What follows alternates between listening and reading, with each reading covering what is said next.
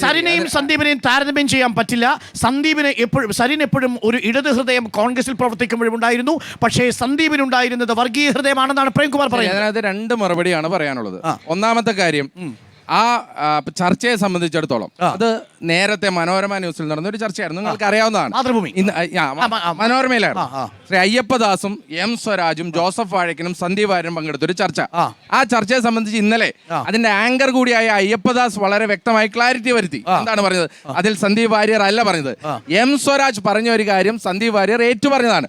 അത് ആ ചർച്ചയുടെ സാർക്കസ്റ്റിക്കൽ മൂഡിൽ പറഞ്ഞതാണ്. അത് സന്ദീപ് വാര്യർ അല്ല അതിന്റെ പ്രശ്നക്കാരനെന്ന് അന്ന് ആ ചർച്ച നടത്തിയ ആൾ തന്നെ ഇന്നലെ വ്യക്തമായി പറഞ്ഞതാണ്. സന്ദീപ് വാര്യർ പറഞ്ഞാണ് അദ്ദേഹത്തിന് അങ്ങനെ ഒരു അഭിപ്രായവുമില്ല എന്ന് പറഞ്ഞതാണ്. അതൊക്കെ പറയുമ്പോൾ ഒരു കാര്യം പറയാം, ഈ OK വാസു മാസ്റ്റർ ആരായിരുന്നു? പി ജയരാജനെ വെട്ടിക്കൊലപ്പെടുത്താൻ ശ്രമിച്ച കേസിലെ പ്രതിയല്ലായിരുന്നോ? ബാബു എം ബാലുശ്ശേരി ആരായിരുന്നു? ഞാൻ സംസാരിക്കുന്നത് പാലക്കാട് നിന്നല്ലേ. പട്ടാമ്പി കോളേജിലെ സെയ്താലി രക്തസാക്ഷി, ആ രക്തസാക്ഷിയുടെ ആ വധശ്രമ കേസിലെ പ്രതി ആരായിരുന്നു? ഗോപാലകൃഷ്ണൻ. ബാബു എം ബാലുശ്ശേരി ഞാൻ പറയട്ടെ, ബാബു എം ബാലുശ്ശേരി ആരായിരുന്നു? RSS ആയിരുന്നു. RSSന്റെ ചുമതല.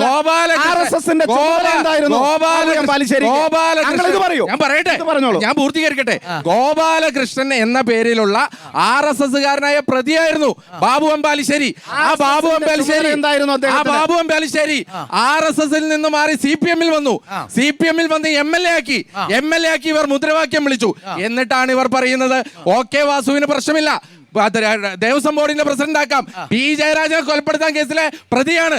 ബാബു എം ബാലുശ്ശേരിക്ക് കുഴപ്പമില്ല.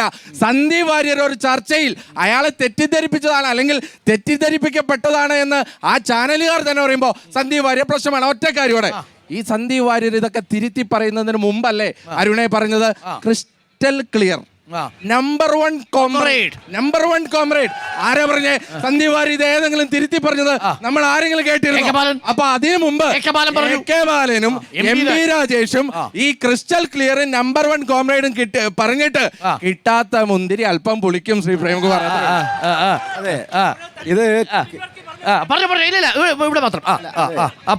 കിട്ടാത്ത മുന്തിരിയാണോ കിട്ടുന്ന മുന്തിരിയാണോ എന്നൊക്കെ നമുക്കറിയാം. കേരളത്തിൽ ഇടതുപക്ഷ മതനിരപേക്ഷ ജനാധിപത്യ മനസ്സിനെ ദുർബലപ്പെടുത്തുന്നതിൽ, വർഗീയ വിഷം ചീറ്റുന്നതിൽ കേവലമായ ഒരു ഗാന്ധി കൊലപാതകത്തിന്റെ പ്രസ്താവനയിൽ മാത്രമായിരുന്നോ സന്ദീപിന്റെ വർഗീയമായിട്ടുള്ള നിലപാട്?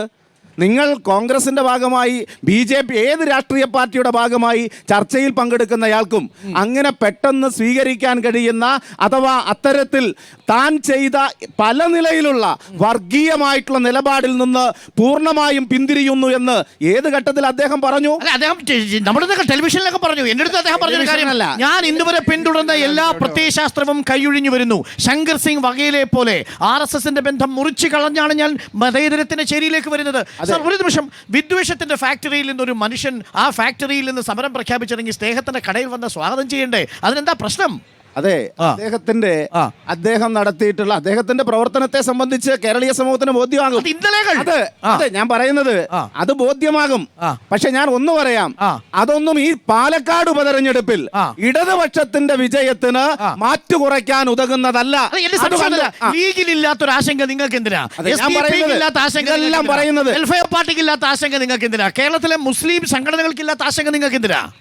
മുസ്ലിം സംഘടനകൾക്ക് ആശങ്കയുണ്ടോ? ആശങ്കയില്ല. അതാ ഞാൻ പറയുന്നത്, മുസ്ലിം സംഘടനകൾ എന്ത് നിലപാടാ പല ഘട്ടത്തിലും സ്വീകരിച്ചിട്ടുള്ളത്?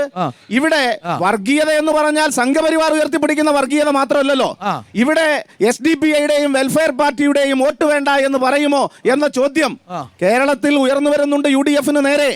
ആ ചോദ്യത്തിന് ഉത്തരം പറയാൻ ഇന്നലെ ചർച്ചയിൽ UDF വിയർക്കുന്നതാണ് കണ്ടത്. എന്തുകൊണ്ടാ പറയാൻ പറ്റാത്തത്? ഞങ്ങൾ അന്തസ്സായി പറയുന്നു, ഒരു തീവ്രവാദ, ഭീകരവാദ, വർഗീയവാദ ശക്തികളുടെയും വോട്ട് ഇടതുപക്ഷ ജനാധിപത്യ മുന്നണിക്ക് വേണ്ട.